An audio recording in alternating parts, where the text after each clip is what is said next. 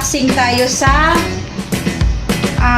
matagal ko na talaga to iniintay, yung my new air fryer. Ito yung guys, dumating siya kanina.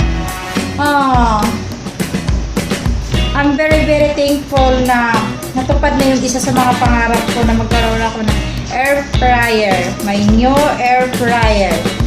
So kita nyo naman, i-unbox ko to ha.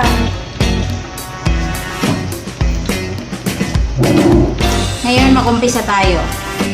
So guys, I'm very excited.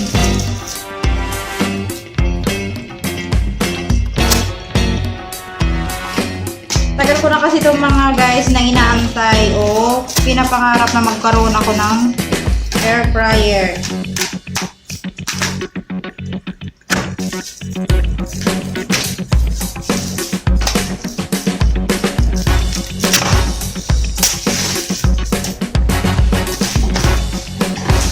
Charang!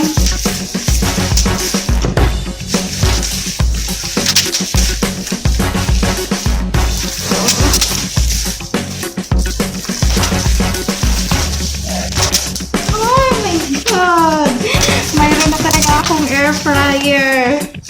Isa to sa mga pangarap ko talaga na matupad. Matupad talaga, no? Adik lang ang peng.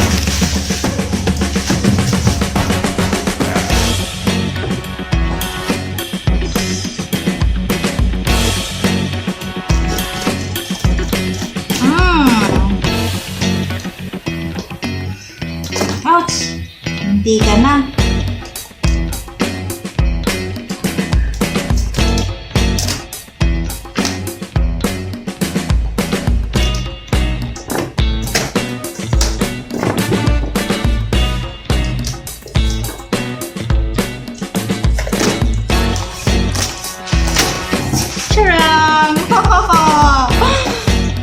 Masaya talaga ako. Pasensya na kayo ha. I'm very excited.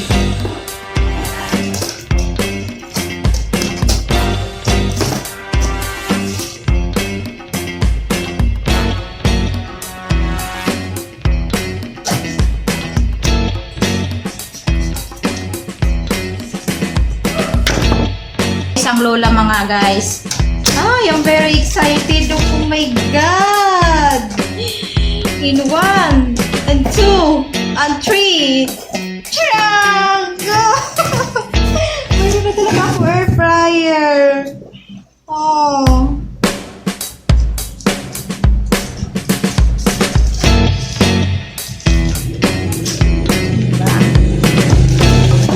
Of course, this is a menu recipe. Wow. I think this is in the bottom steamer, I think. Oh my God.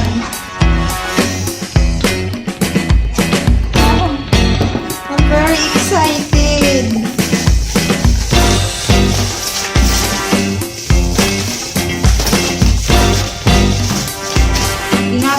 Mga guys kasi I love it. Mayroon na talaga akong air fryer. Charang! Oh my God, look at that. So guys, ito na yung Phillips air fryer ko. So since na first time ko din to nagkaroon, so kailangan natin siya open.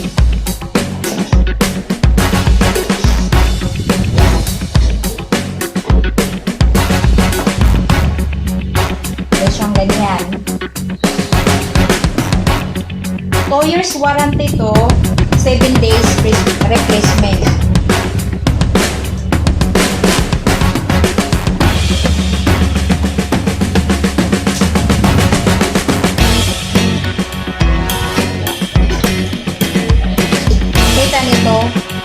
Ito siya i-press ko para yan siya.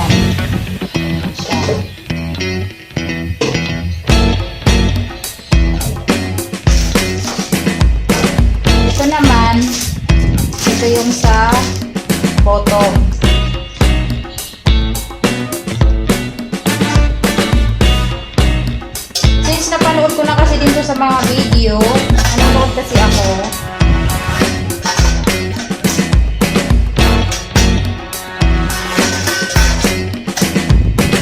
So na guys, ginaganyan ko lang siya guys. So may iba may butas dyan. Yan. Tapos, ilalak mo lang siya. Yan na. Yan, kalak mo siya. Kasi gustong gusto ko talaga to. Matagal ko na talaga to siya inaano na magkaroon ako ng air fryer. Kasi no need nga na gumamit tayo ng cooking oil.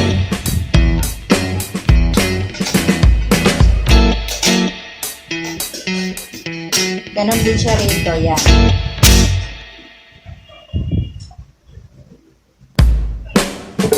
No need na ng cooking oil pag nagluto tayo. Yan. Yan ako ang bagong bibilap ko na Phillips air fryer. So, I'm very happy na so, next time ko na siya guys i-explain kung paano ko lulutuin maybe tomorrow. Ito yung cooking guideline. Tapos ito din yung menu. Yan. So, it's about 2.1 liter. Sa USA is about 581 US dollars. It's very expensive. While here in Philippines is about 18,000 to 26,000 pesos. Pero gawa nga na nagsisale si Lazada, so ginagrab ko na siya kasi nga sabi ko nga pangarap ko talaga to. Nakukuha ko lang siya o nabibili ko siya ng 9,910 pesos. So 2 years warranty and 7 days replacement. So titingnan ko siya within 7 days kung gaano ko siya kapantastic. Para kung sakali man magkaroon ng problema, may balik ko siya before I'm 7 days. Yun lang yung mga interesado pala, i-leave ko yung link sa description para makita nyo din. Yun lang yung vlog ko for today. I hope na nag-i-enjoy kayo sa bago kong baby air fryer. This is my new baby air fryer. Mahal na mahal ko to kasi pangarap ko talaga. Yun lang. Salamat pala doon sa nag-subscribe sa akin. Yung hindi pala nakapag-subscribe sa akin, please subscribe to my channel. Yung kung nagustuhan niyo yung videos ko, please like and comment below. Bye bye everyone.